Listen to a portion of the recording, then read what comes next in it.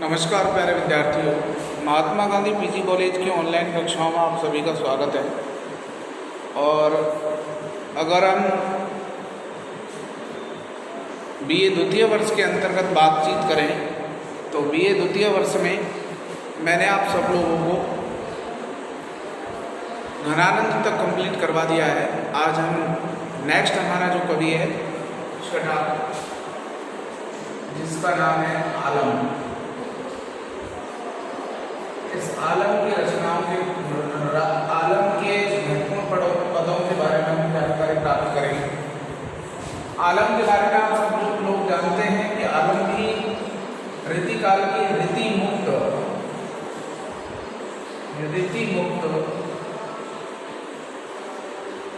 काव्यधारा के प्रमुख कवि हैं।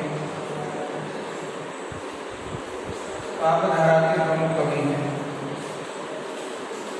और जिस तरीके से घनानंद जी ने प्रेम में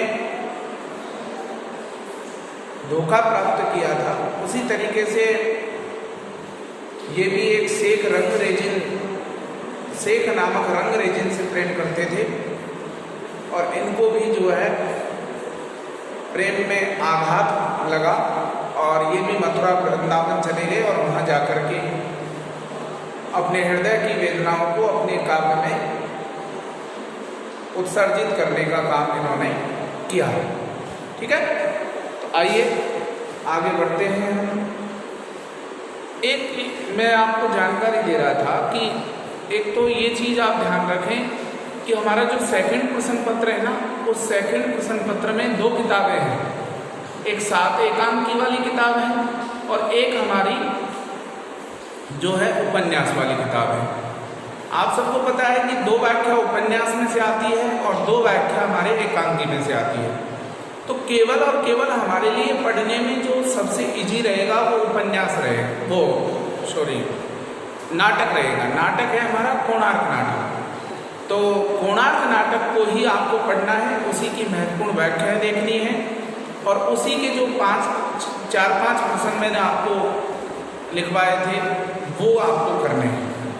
जिन विद्यार्थियों को नहीं मिले हैं उनको मैं एक बार पुनः उनको सेंड कर दूंगा, लेकिन पढ़ना हमको केवल कोणार्क ही है, यह आप सब लोग ध्यान रखें। कोणार्क के अलावा हमको कुछ नहीं पढ़ना है, क्योंकि 50 नंबर का ही तो हल करना है।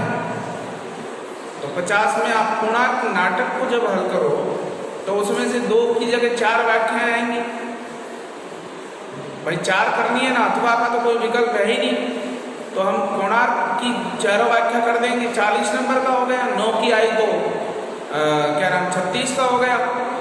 फिर बचा हमारा 1 प्रश्न हम कोणार्क में से ही कर देंगे। तो आप सब लोगों को ध्यान रखना है। द्वितीय वर्ष के विद्यार्थियों को मैंने बताया नहीं, फर्स्ट फाइनल वालों को तो मैंने बता दिया कि एक उपन्यास पढ़ना है केवल निर्मला, लेकिन द्वितीय वर्ष के विद्यार्थी ध्यान रखें सेकंड ईयर में केवल और केवल कोणार्क पढ़ना है। मान लीजिए किसी के पास कोणार्क की सावधान सामग्री उपलब्ध नहीं है तो फिर उनको एकांकी पढ़नी है। 7 एकांकियों में से 7 प्रश्न करवाए मैंने आपको, वो आप याद कर लेना, है ना। तो पढ़नी एक ही चीज है उसमें से। हाँ, इसमें अगर अपन बात करें तो 5 पार्ट जो है हमारे वो इम्पोर्टेंट है। उन 5 पार्टों में से जो प्रश्न है उन 5 पार्टों के प्रश्नों को ही याद करें और व्याख्या मैं आपको करवाई रहा हूँ वो सारी आपको करनी है। तो बहुत इजी है, केवल आपको पढ़ना पड़ेगा, बिना पढ़े तो कुछ नहीं होने वाला है। और कॉपी में लिखना पड़ेगा, क्योंकि पहली बार आप लिखोगे कॉपी में तो बहुत सारी अशुद्धियाँ नहीं करें। लेख को साफ रखें, ये चीज़ ध्यान रखें। और टाइम मैनेजमेंट, 1.5 घंटे का एक पेपर होना है, उसका भी आपको ख्याल रखना है। आइए हम आलम के बारे में आज पढ़ते हैं। तो आलम का पहला पद हमारे इम्पोर्टेंट है,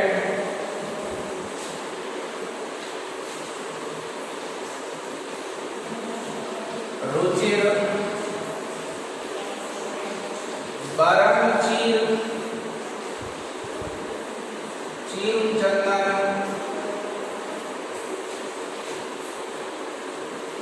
चराची सूची।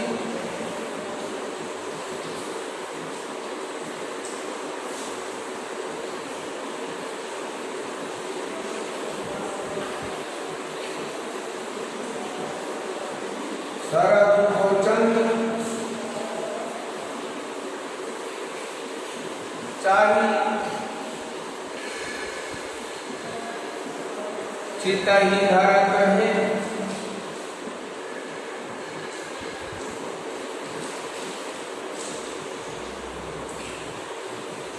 विविध विलास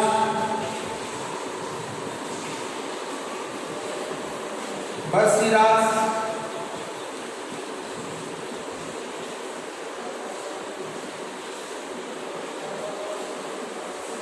ब्रजपति क्या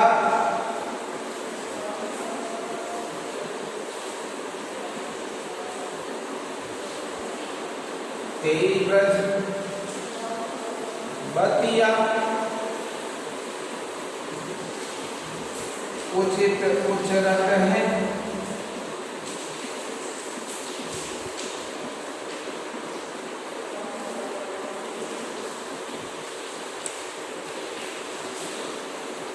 आलम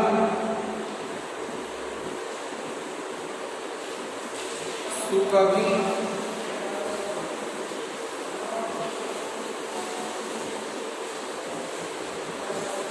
अब वैसे काम ऐसे भय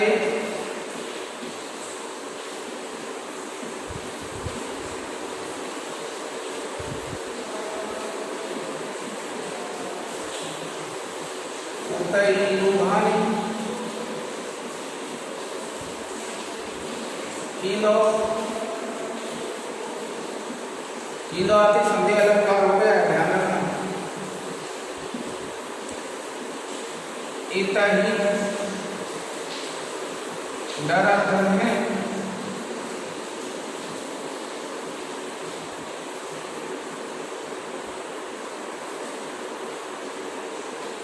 मधुवन बसत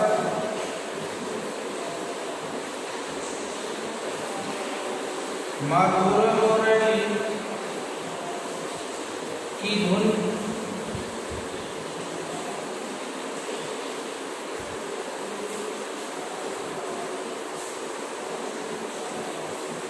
मधुपवौ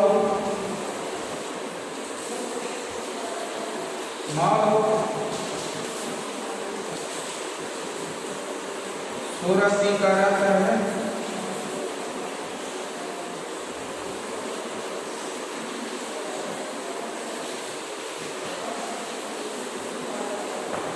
ये हमारा परीक्षा की दृष्टि से इसमें इंपॉर्टेंट पहला पद है।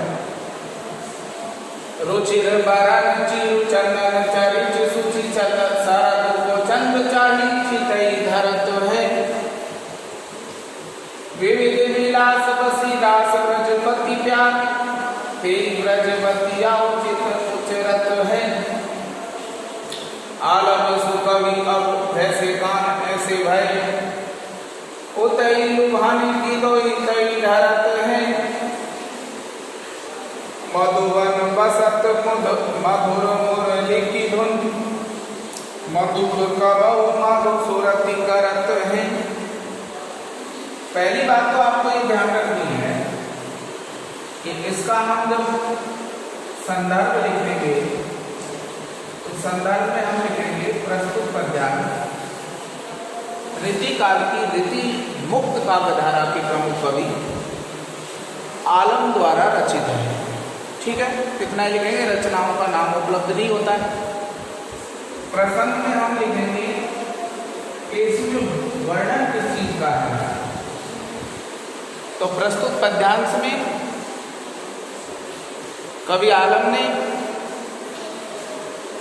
गोपियों के द्वारा उद्धव के समक्ष अभिव्यक्त की गई अपनी वेदना को मार्मिक ढंग से वर्णित किया है। व्याख्या में हम अर्थ करेंगे, वो मैं आपको बता ही रहा हूं। सुनिए, गोपियों ने किससे कहा है? उद्धव से कहा है। जब श्री कृष्ण मथुरा चले गए थे उसके बाद का प्रसंग है। सुनिए, रुचिर वरण, रुचिर वरण का मतलब अच्छे अच्छे रंग वाले। चीरू का मतलब वस्त्र। चंदन चरिच सूची, और चंदन का पवित्र लेप लगा करके।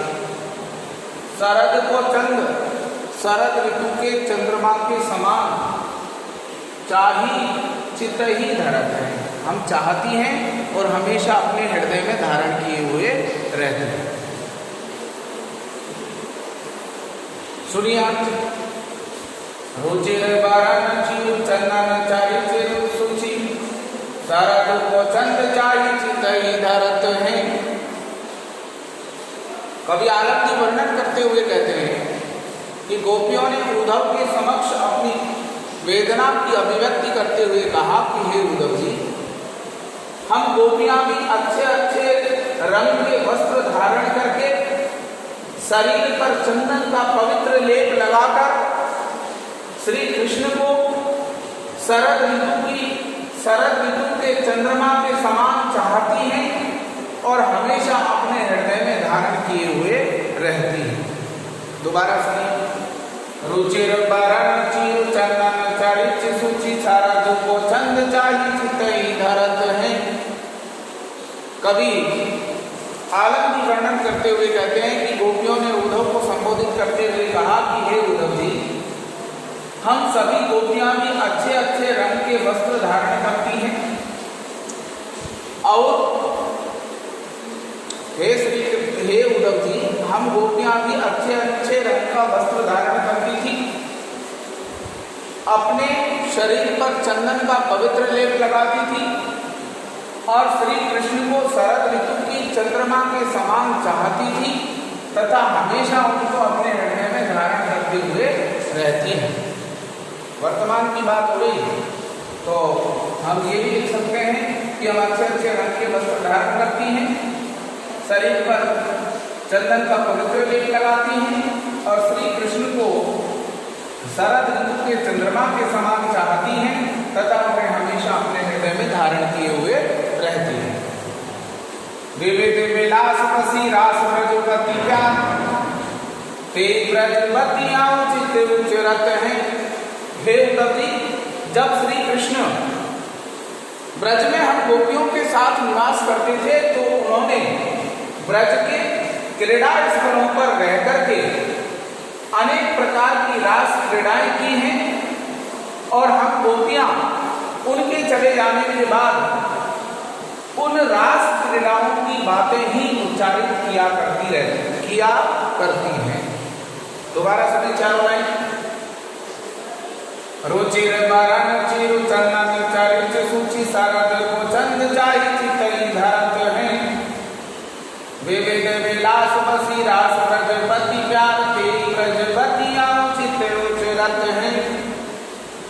कवि आलम जी वर्णन करते हुए कहते हैं कि गोपियों ने उद्धव को संबोधित करते हुए कहा कि हे उद्धव जी, हम भी अच्छे अच्छे रंग के वस्त्र धारण करती हैं, शरीर पर चंदन का पवित्र लेप लगाती हैं, श्री कृष्ण को चंद्रमा की शरद ऋतु के चंद्रमा के समान चाहती हैं और अपने हृदय में हमेशा धारण किए हुए रहती हैं।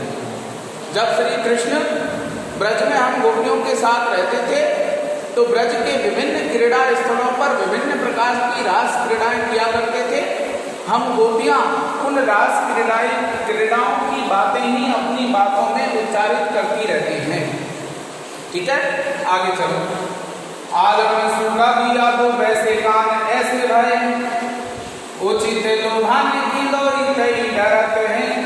कवि आलम जी कहते हैं कि गोपियों ने उद्धव से कहा कि हे उद्धव जी, ऐसे जो कृष्ण थे वे अब परिवर्तित हो गए हैं, अब उनका स्वभाव पूरी तरह बदल गया है। मैं तुमसे निवेदन करते हुए पूछती हूँ, हे उद्धव जी, मैं तुमसे निवेदन करते हुए पूछती हूँ कि श्री कृष्ण क्या कभी हमारी ओर भी अपनी दृष्टि डालते हैं या फिर केवल और केवल मथुरा के ऊपर ही अपने आप को रमाए रहते हैं। मधुबन बसत मधुर मुरली की धुन, मधुप कबहु माधव सुरति करत हैं। अंत में गोपियों ने उद्धव से कहा कि हे उद्धव जी, अब तो मथुरा में ही श्री कृष्ण की मधुर बांसुरी की धुन सुनाई देती है, हम आपसे निवेदन करते हुए पूछती हैं कि क्या आप हमें बताएं, क्या कभी श्री कृष्ण हम गोपियों को भी याद करते हैं? दोबारा सुनो नीचे 4 लाइन। आलम सुखा भी अब वैसे काम ऐसे भय, उतई लुभाने दिलो इतई धरत है। कभी आलम की वर्णन करते हुए कहते हैं कि गोपियों ने उद्धव को संबोधित करते हुए कहा कि हे उद्धव जी, ऐसे वे कृष्ण अब परिवर्तित हो गए हैं, बदल गए हैं। अब तुम ही बताओ कि वे केवल मथुरा पर ही आकर्षित रहते हैं या फिर कभी हमारी ओर भी दृष्टि डालते हैं। हे उद्धव जी, अब तो मथुरा में ही श्री कृष्ण की बांसुरी की मधुर ध्वनि सुनाई देती है। तुम बताओ कि क्या कभी श्री कृष्ण भूल से भी हम गोपियों को याद करते हैं? ठीक है, ये आपका इसका अर्थ हो जाएगा। विशेष पद्यांश की भाषा सरल एवं भावपूर्ण है। नंबर 2, पद्यांश में ब्रजभाषा, कवित्व रस, कवित्व छंद, वियोग श्रृंगार रस,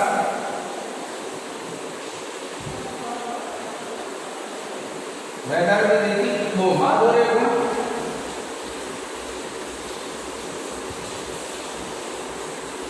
वैदर्भी रीति,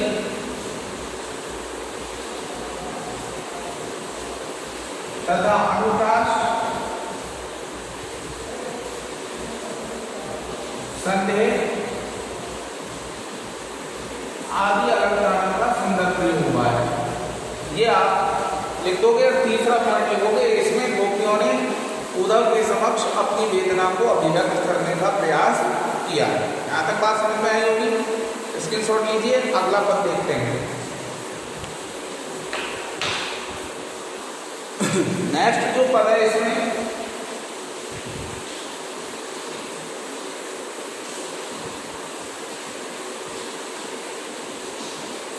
चाहत सिंगार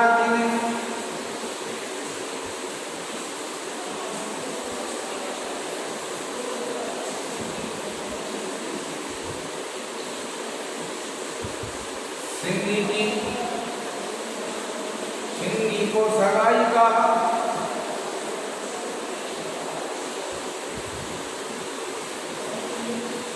औंधी की है आस,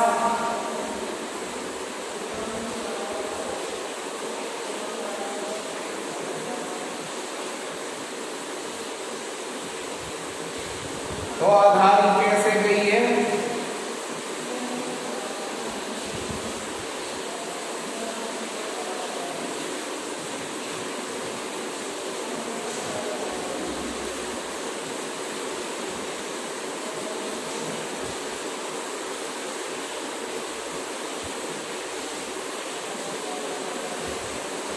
मेरे आगाध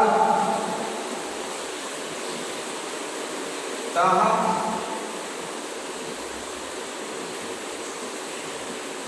सुनने की समाधि कौन?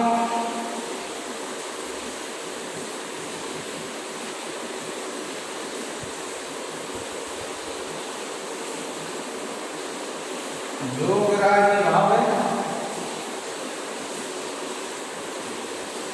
जो वियोग दाह है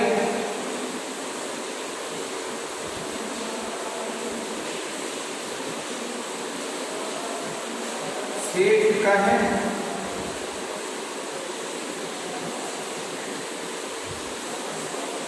मैन मुद्रा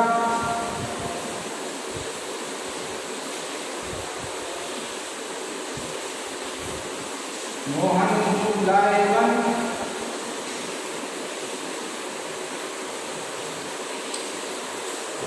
मुद्रा और काननी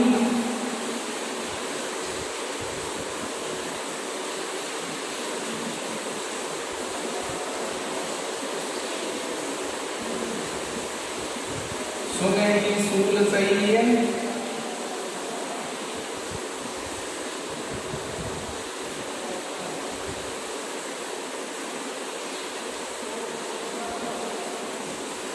लागे लग में कहूँ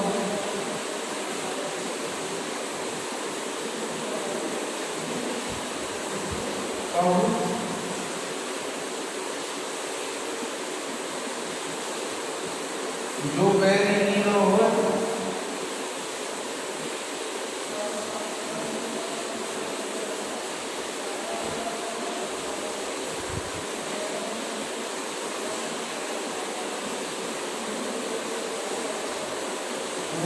के बीच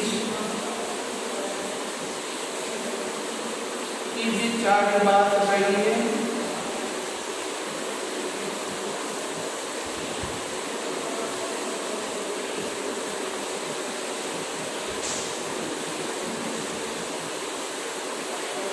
ये पद हमारा परीक्षा की दृष्टि से दूसरा इंपॉर्टेंट है।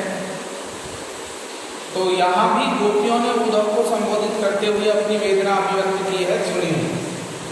चाहती सिंगारती ने सिंगी को सगाई का, सिंगी योगी पुरुषों के द्वारा बजाया जाने वाला एक वाद्य यंत्र है, इसका शुद्ध रूप है सिंगी, ठीक है ना।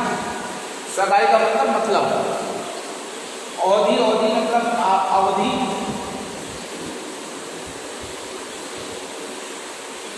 आश का मतलब आशा, आधारी जानते ही हो आप, आधारी योगियों के पास पाया जाने वाले स्टैंड होता है इस तरीके से, जिसमें वो हाथ रख करके समाधि लगाते हैं। ये जो है हमारा क्या है, आधारी।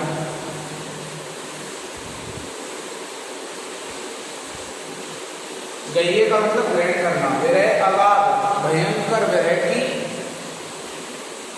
जहां भयंकर विरह मौजूद हो, शून्य की समाधि कौन, वहां शून्य की समाधि कौन लगाएगा।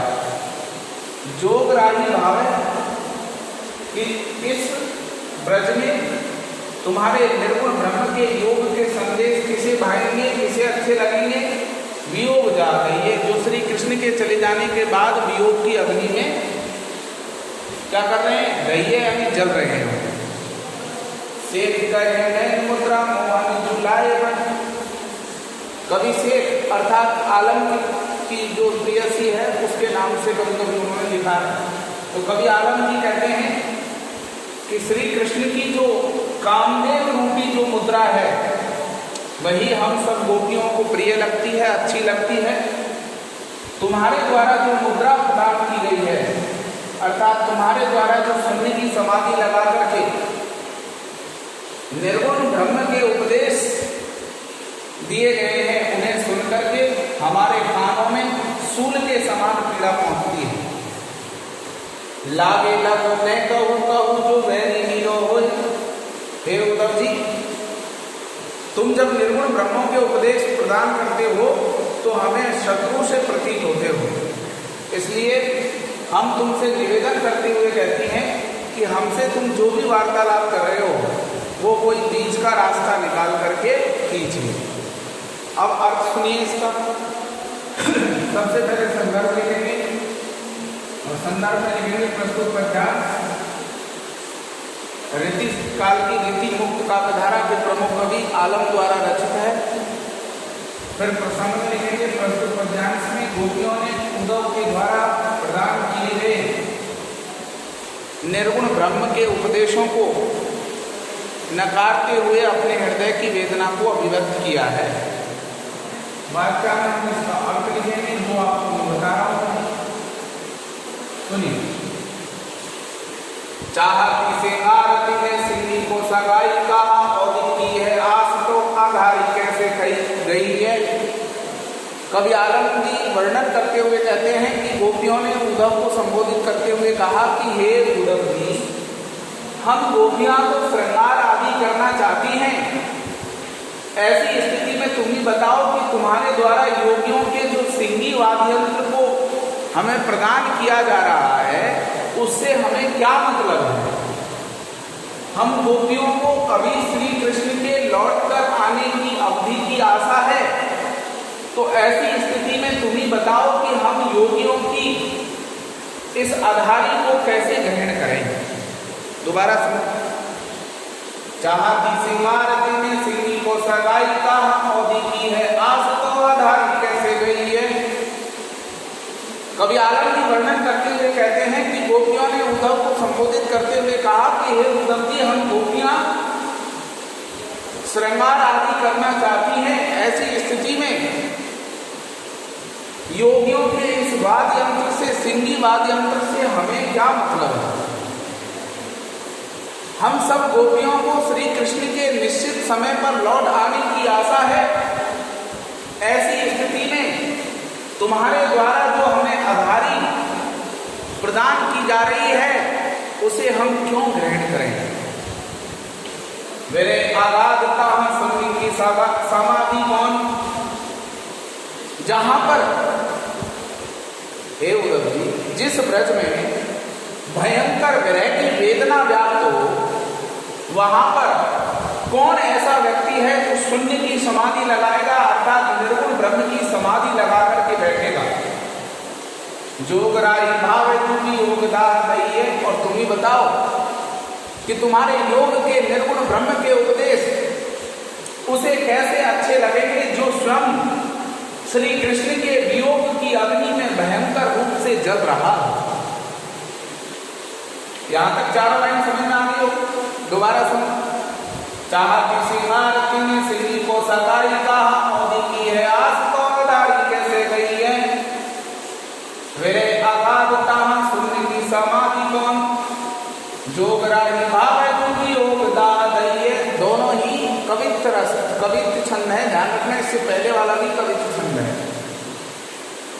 कवि आलम की वर्णन करते हुए कहते हैं कि गोपियों ने उद्धव को संबोधित करते हुए कहा कि हे उद्धव जी, हम गोपियां श्रृंगार आदि करना चाहती हैं, ऐसे में तुम्हारे द्वारा प्रदान किए जा रहे सिंगी वाद्य यंत्र से हमें क्या मतलब है?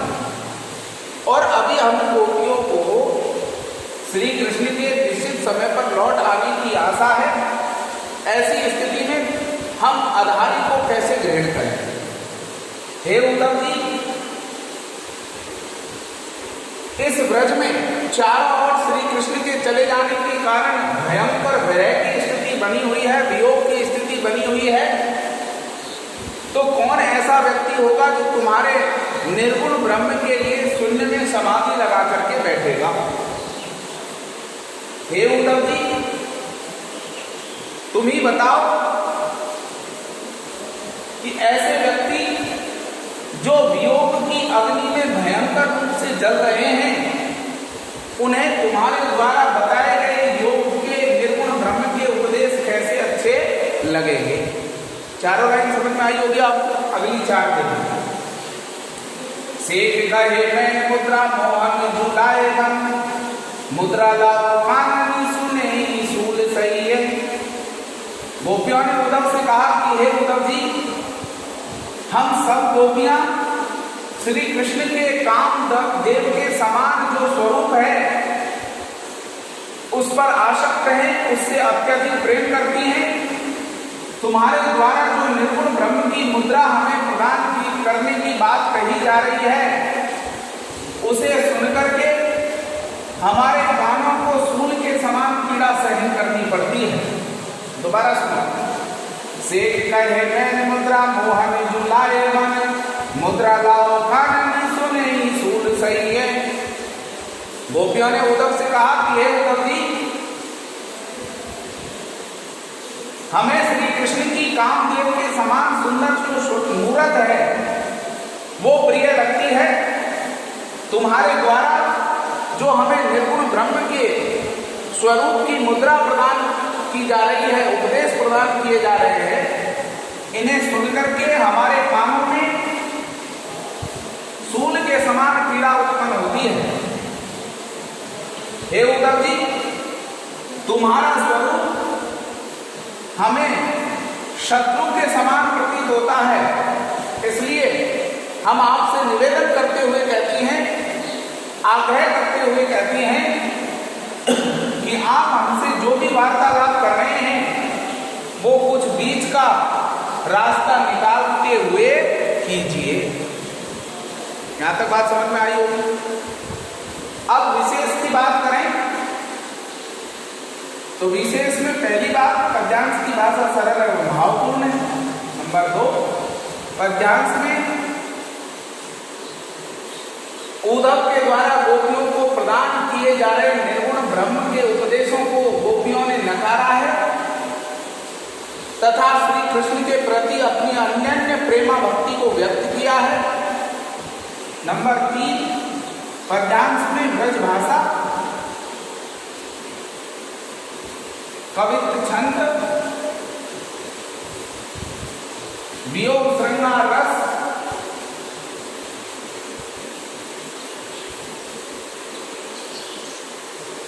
माधुर्य गुण,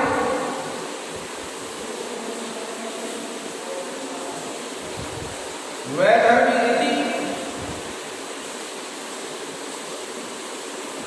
के साथ साथ अनुप्रास और उपमा अलंकारों का, अनुप्रास और रूपक अलंकारों का सुंदर प्रयोग हुआ है। ये हम इसमें लिख देंगे। यहाँ तक बात समझ में आई होगी। नेक्स्ट पद की ओर आगे बढ़ते हैं, स्क्रीनशॉट ले लीजिए। अभी भी किसी को समझ में नहीं आया हो तो एक बार रिपीट करके फिर सुन लें इसको। नेक्स्ट जो पद है हमारा वो है लता कृष्ण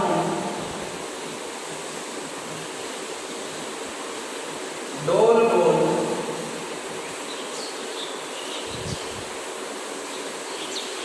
कोकिला आलाप के गीत।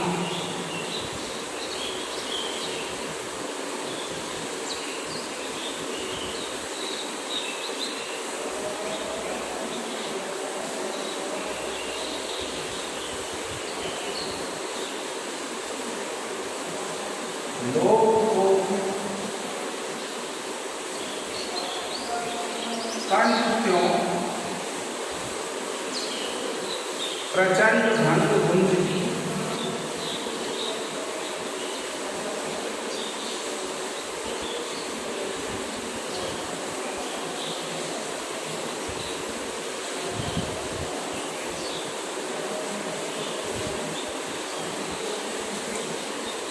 समीर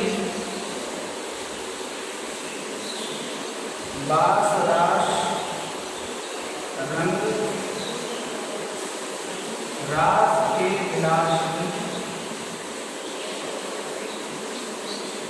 विलासवास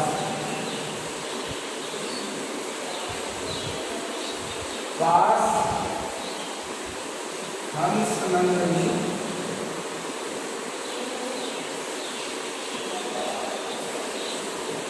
हिलोर केरी कुंज की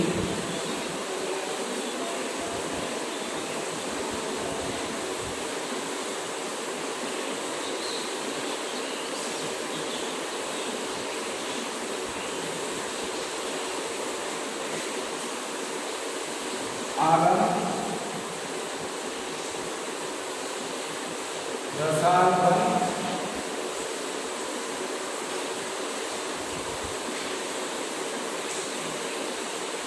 ज्ञान काल आलस्य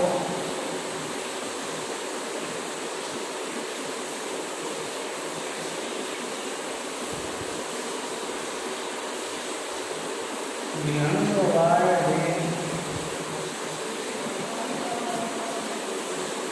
चालू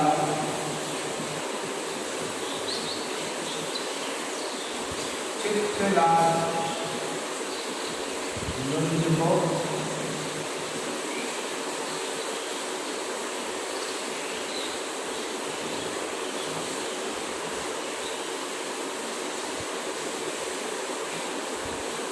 सदा पसंद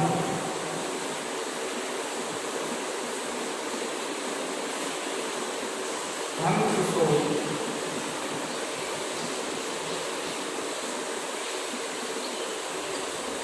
ओ देवलो ते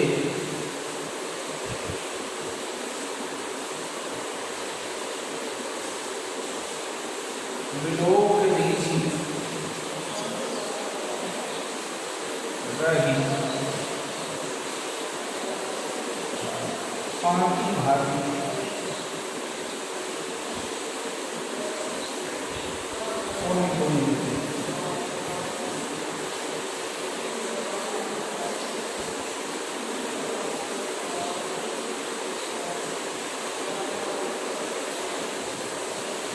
एक पद हमारा ये इम्पोर्टेंट है, देखिए इसको। लता प्रसून डोल बोल कोकिला लाप के लोक कंठ त्यों प्रचंड भ्रंग गुंज की समीर बास रास रंग रास के विलास दास पास हंस नंद की लोर के कुंज की आलम रसाल बन गाल ताल ताल सो विहंग वाय वेद चाल चित्त लाज लुंज की सदा वसंत हंत सो ओक दे विलोक दे विलोक दे विलोक गिरी पाति भाति सोनी कुंज की। सबसे पहले तो छंद की बात करें तो छंद तो आपको पता चल गया होगा। पवित्र छंद है। कौन सा छंद है? पवित्र छंद। लता प्रसून, लता मतलब लताओं पर, प्रसून मतलब पुष्प खिले हुए हैं। डोल बोल कोकिला, और कोयल क्या कर रही है वहां? मधुर कोयल और केकी यानी मोर मधुर स्वरूप में स्वर में आलाप कर रहे हैं, गीत गा रहे हैं। लोक को कंठ क्यों प्रचंड भंग गुंज की। और कोक जो है अर्थात चकवा जो है अपनी चकली से बिछुड़ जाने के कारण तीव्र स्वर में, प्रचंड स्वर में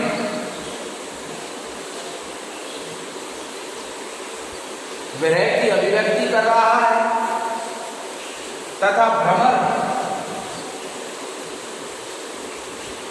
भ्रमरों की जो गूंज है वो बहुत मधुर सुनाई दे रही है। बसंत ऋतु के सौंदर्य का वर्णन है भाई, ये ध्यान रखना है आपको। संदर्भ हम लिखेंगे तो संदर्भ में लिखेंगे प्रस्तुत पद्यांश रीतिकाल की रीति मुक्त काव्य धारा के प्रमुख कवि आलम द्वारा रचित है।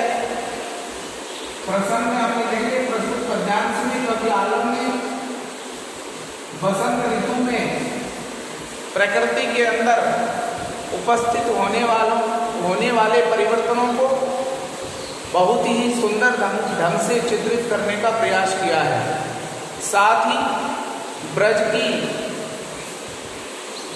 भूमि में श्री कृष्ण के द्वारा की जाने वाली रास क्रीड़ाओं का भी सुंदर चित्रण किया गया है ना। अब सुनिए। लता प्रसून डोल बोल कोकिला आलाप के को लोक को कंठ जो प्रचंड भ्रंग गुंज की। कवि आलम जी बसंत ऋतु के सौंदर्य का वर्णन करते हुए कहते हैं कि बसंत ऋतु के आने पर वन और उपवनों में लताओं पर पुष्प खिल उठते हैं। कोयल और मोर मधुर स्वर में गीत गाने लगते हैं। चकवा चकवी से बिछुड़ जाने के कारण तीव्र स्वर में बोलता है तथा वन और उपवनों के पुष्पों पर भ्रंग अर्थात भौरे की गूंज सुनाई देती है। दोबारा सुनो। लता प्रसून डोल बोल कोकिला आलाप के कंठ क्यों प्रचंड भंग गुंज की। कवि आलम जी बसंत ऋतु के सौंदर्य का वर्णन करते हुए कहते हैं कि बसंत ऋतु के आने पर वन और उपवनों की लताओं पर पुष्प खिलने लगते हैं। कोयल और मोर मधुर स्वर में गीत गाने लगते हैं। चकवा चकवी से बिछड़ जाने के कारण तीव्र स्वर में बोलता है और पुष्पों पर भ्रमरों की मधुर गूंज सुनाई देती है। यहाँ तक दोनों लाइन कंप्लीट है। फिर आगे समीर बास रास रंग रास के विलास बास पास हंस नंदिनी लोर के कुंज की। हंस नंदिनी का मतलब है यमुना। कवि आलम जी कहते हैं कि यमुना नदी, इस लाइन का पहले अर्थ लेंगे। कवि आलम जी कहते हैं कि यमुना नदी के तट पर जो श्री कृष्ण क्रीड़ा स्थल हैं, उन क्रीड़ा स्थलों से बहने वाली जो वायु है वह सुगंधित प्रवाहित होती है, क्योंकि उन क्रीड़ा स्थलों पर जो रास क्रीड़ा करने वाली जो गोपियां हैं उनके शरीर की सुगंध वायु में सम्मिलित हो जाती है, जिससे वहां होकर प्रवाहित होने वाली वायु बहुत ही सुगंधित महसूस होती है। दोबारा सुनिए। समीर बास रास रंग रास के विलास वास बास हंस नंदनी लोर के कुंज की। कवि आलम जी कहते हैं कि यमुना नदी के तट पर जो सुंदर श्री कृष्ण के क्रीड़ा स्थल हैं, उन क्रीड़ा स्थलों से जो वायु प्रवाहित होती है वह वायु सुगंधित वायु होती है, क्योंकि क्रीड़ा स्थल पर क्रीड़ा कर रही गोपियों के शरीर की मादक सुगंध उस वायु को सुगंधित बना देती है। ठीक है, आगे। आलम रसाल वन काल काल काल सो विहंग वाय वेग चाल चित्त लाज की। कवि आलम जी कहते हैं कि बसंत ऋतु के आ जाने पर आम के वृक्ष मंजरियों से युक्त हो जाते हैं, अर्थात आम के वृक्षों पर पुष्पों का आगमन हो जाता है और बगीचों में एक अलग ही प्रकार का राग, एक अलग ही प्रकार का संगीत सुनाई देने लगता है। विहंग वाय वेग चाल चित्त लाज की। और उन वन और उपवनों में रहने वाले जो पक्षी हैं वो तीव्र गति से उड़ने लगते हैं, जो ऐसे लगते हैं मानो वे अपनी गति से वायु को भी लज्जित कर रहे हैं। आगे दोबारा सुनो दोनों लाइन। आलम रसाल वन गान ताल काल सो विहंग वाय वेग चाल चित्त लाज की। कवि आलम जी कहते हैं कि बसंत ऋतु के आने पर आम के वृक्षों पर मंजरियां सुशोभित होने लगती है और उन मंजरियों के आने से आम के बगीचों में अलग ही प्रकार का संगीत उभरने लगता है, तथा उन बगीचों में जो तीव्र गति से पक्षी उड़ते हुए दिखाई देते हैं वे ऐसे लगते हैं मानो वे अपनी गति से वायु की गति को भी मंदित बना रहे हो और वायु को लज्जित करने का प्रयास कर रहे हैं। सदा बसंत हंत शोभ ओक देव लोक।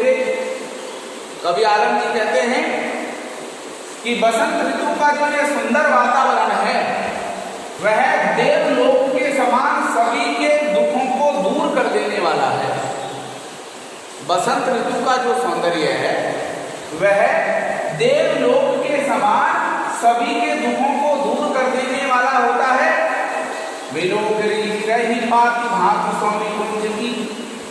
और उस यमुना नदी के तट पर जो श्री कृष्ण के क्रीड़ा स्थल है, उन क्रीड़ा स्थलों की पंक्तियों को देख करके मेरा मन जो है वो बहुत अधिक प्रसन्न हो जाता है। क्या हो जाता है?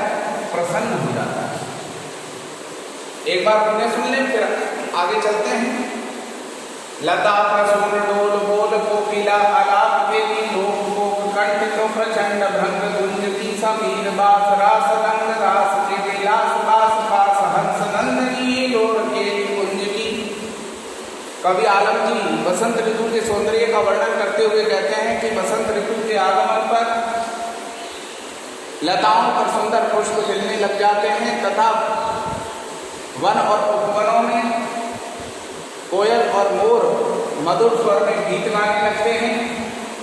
चकवा अपनी चकवी से बिछुड़ जाने के कारण तीव्र स्वर में बोलता है तथा बगीचों में पुष्पों पर भौरों की मधुर गूंज सुनाई देती है। कवि आलम जी कहते हैं कि यमुना नदी के सुंदर किनारों पर जो श्री कृष्ण के क्रीड़ा स्थल हैं, उनसे जो बसंत ऋतु के समय में वायु प्रवाहित होती है वह सुगंधित होती है, क्योंकि क्रीड़ा स्थल पर गोपियों के शरीर की मादक सुगंध उस वायु को क्या कर देती है, सुगंधित बना देती है।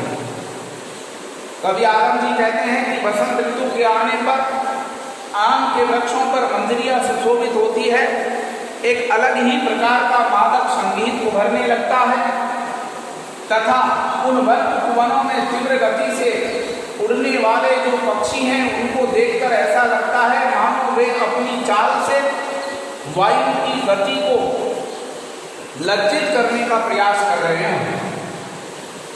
कवि आदम जी कहते हैं कि बसंत ऋतु का सौंदर्य देवलोक के समान सभी के दुखों को दूर कर देने वाला है। जब मैं यमुना नदी के तट पर श्री कृष्ण के कुंज वनों की पंक्ति को देखता हूं तो मन ही मन प्रसन्नता का अनुभव होने लगता है। ठीक है, ये आपका क्या हो जाएगा साहब, व्याख्या हो जाएगा। अब हम विशेष की बात कर लेते हैं। नंबर 1 विशेष में पद्यांश की भाषा सरल एवं भावपूर्ण है। नंबर 2 पद्यांश में बसंत ऋतु का सुंदर वर्णन किया गया है। नंबर 3 इसमें ब्रजभाषा, कवित्व छंद, श्रृंगार रस, माधुर्य गुण, वैदर्भी नीति तथा अनुप्रास अलंकार का सुंदर चित्रण हुआ है। ठीक है सर, इसके साथ आपका ये कंप्लीट होता है। इसमें एक पद और रह गया है आलम में, जो हम नेक्स्ट क्लास में पढ़ेंगे। आज के लिए इतना ही, धन्यवाद।